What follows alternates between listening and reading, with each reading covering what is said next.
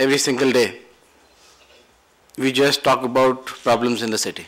Our page 1, our remaining 5 pages are full of these problems. Delhi still believes that the problem of cities can be solved singularly by policies. Policies of allocation of resources, take out 1 lakh crore from this scheme, put it into another. I think the first JNUM scheme had something like 1 lakh odd crore, the second had 1,75,000 crores. In the second scheme, only 30% of the budget has been actually used on the ground. And the reason it's been only such a small percentage has been used, when this was practically given away as a grant to the state government and to the local body, is because the local body actually cannot execute these projects. They can't execute these projects because they don't have the power. They don't even have the power to decide that does my city need this project or it doesn't need it. Jodhpur is a small city compared to Jaipur or Delhi. It is building a metro. It's not a solution that the city wanted, but because it had access to funds, it decided to build a metro. Jaipur is also building a metro.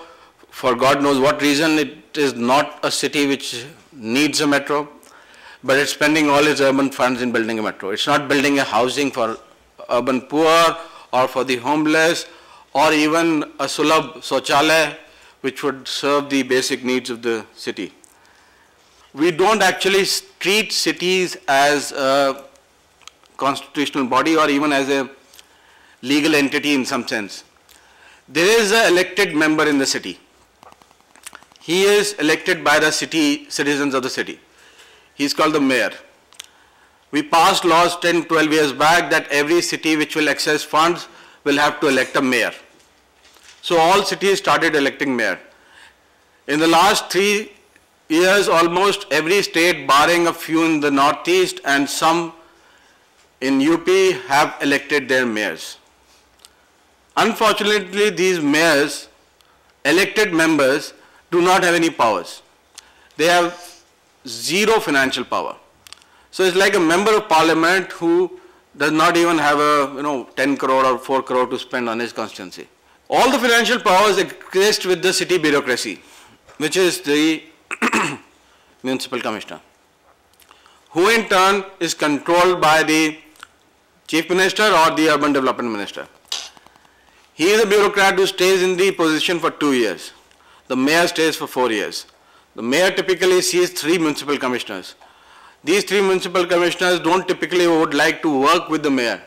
They would like to work against the mayor. One by one, you go to any city, you'll find conflicts at decision making itself. And this conflict can be removed if the state agrees. We still see cities as places where population is growing. We still see cities as only problems. We don't realize that these cities are growing because there is economic activity. Anybody goes to a city not to live only but to work. There is no planning of these cities based on 2 factors. Where will people live and where will people work? Where will people live is decided by private developers. Where will people work is decided by corporates. And the distance between this, where will people live and where will people work, determines the commute. It determines the fact that where will you travel from every day. And this itself is a problem. In cities, the density of population is actually going down. And that is dangerous, because if the density is going down, that means the city is spreading, the sprawl is increasing. City planners still worried about this poor and rich. It's not about the poor and rich. Everybody in the city who does not get the services is poor. He is poor because he has to pay for his own power. He is poor because he has to pay for potable water. He is poor because he does not get the right public transportation. So there is no difference between the man who earns 30,000 rupees or a man who earns 1 lakh rupees in a city if they don't get the proper services. There is no difference between the person who earns 3,000 rupees and 30,000 rupees. The services has to be the same for all. And that's what inclusiveness is about. That from the top of the pyramid to the bottom of the pyramid, the citizens of the city will get the same quality of services. The same time the power will come, the same time it will go off for all of them. It will not be like NDMC area will get 24 hours power and the rest of Delhi will not. Or Ahmedabad, Navrangpura area will get power and Sarkis city will not. People keep talking about this fancy word called capacity building and lack of capacity, which I don't understand very well, because I feel that the people who are working at local areas in the city understand the problems of the city. I mean, to assume that they don't have the capacity to provide a solution is presuming that you understand their problem much better than they understand it.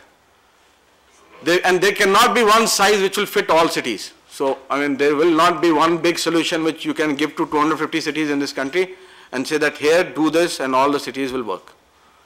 The problems are local, the solution will have to be local, the resource generation allocation will have to be local.